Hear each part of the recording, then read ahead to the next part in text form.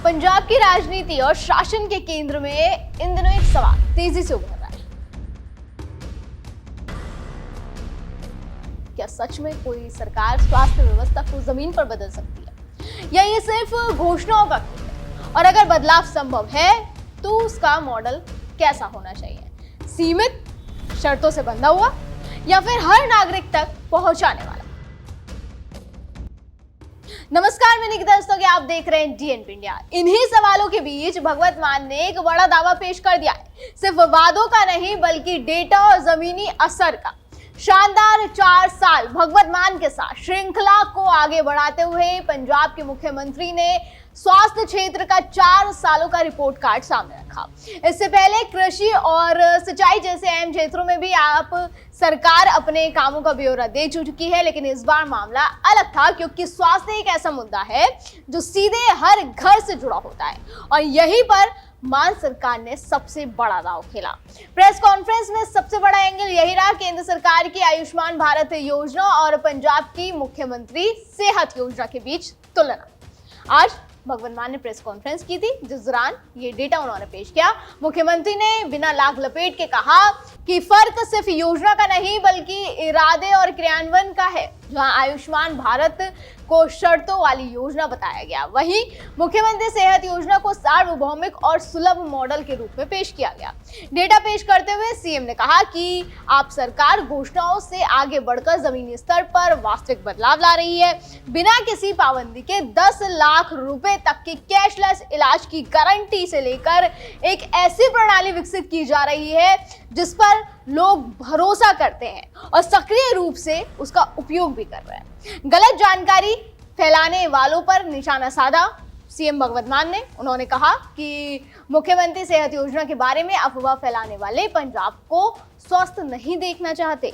भगवंत सिंह मान ने कहा कि मुख्यमंत्री सेहत योजना लोगों के लिए वरदान है, जबकि आयुष्मान केवल दिखावा है। उन्होंने ये भी साफ किया कि केंद्र ने 140 करोड़ की आबादी के लिए केवल 9300 करोड़ रुपए आवंटित किए हैं, जबकि पंजाब सरकार ने मात्र 3 करोड़ लोगों के लिए 2000 करोड़ रुपए निर्धारित किए हैं।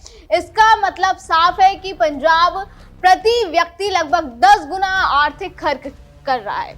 आयुष्मान के विपरीत हमारी योजना में कोई शर्त नहीं है, ये भगवत मान ने कहा। अब आपको एक बार डेटा भी बता देते हैं। सरकार द्वारा पेश किए गए डेटा के हिसाब से पंजाब और चंडीगढ़ के लगभग 900 सरकारी और निजी अस्पताल इस योजना के अंतर्गत शामिल किए गए और 25 लाख लाभार्थी पंजीकृत हो चुके हैं। इनमें से 1.6 लाख से ज्यादा लोग इलाज प्राप्त कर चुके हैं। डेटा ये भी कहता है कि साल 2025 से 26 के लिए 1200 करोड़ रुपए और 26 से 27 के लिए 2000 करोड़ रुपए निर्धारित कर दिए गए हैं।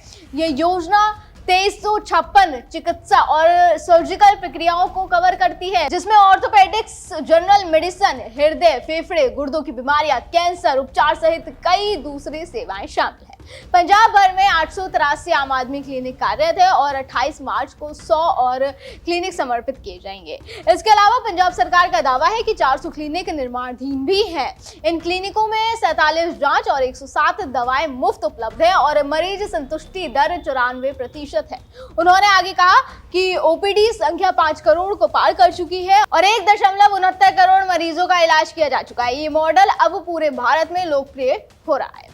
मान सरकार का दावा है कि ये योजना खासतौर पर कमजोर वर्गों को ध्यान में रखकर बनाई गई है, लेकिन दिलचस्प बात ये भी है कि इसे यूनिवर्सल यानी सभी के लिए बताया जा रहा है। यानी ये मॉडल 2 स्तर पर काम करता दिख रहा है, जिसमें गरीबों को सुरक्षा कवच भी मिल रहा है और मिडिल क्लास को राहत भी।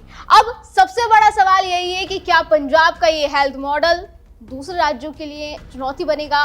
क्या ये केंद्र की योजनाओं के मुकाबले एक वैकल्पिक मॉडल बन सकता है? अगर ये योजना सच में बड़े स्तर पर काम करती है तो ये सिर्फ पंजाब की नहीं बल्कि देश की राजनीति में हेल्थ सेक्टर का एक नया टर्निंग पॉइंट भी बन सकता है। सरकार के दावों के बीच एक और बड़ा सवाल खड़ा होता है कि क्या सच में देश का पहला यूनिवर्सल हेल्थ मॉडल बनने जा रहा है? दर्शकों, आपको क्या लगता है? हमें कमेंट सेक्शन में जरूर बताएं। फिलहाल आज की वीडियो में बस इतना ही, फिर होगी मुलाकात। आप देखते रहे डीएनपी इंडिया, हर खबर भरोसे के साथ।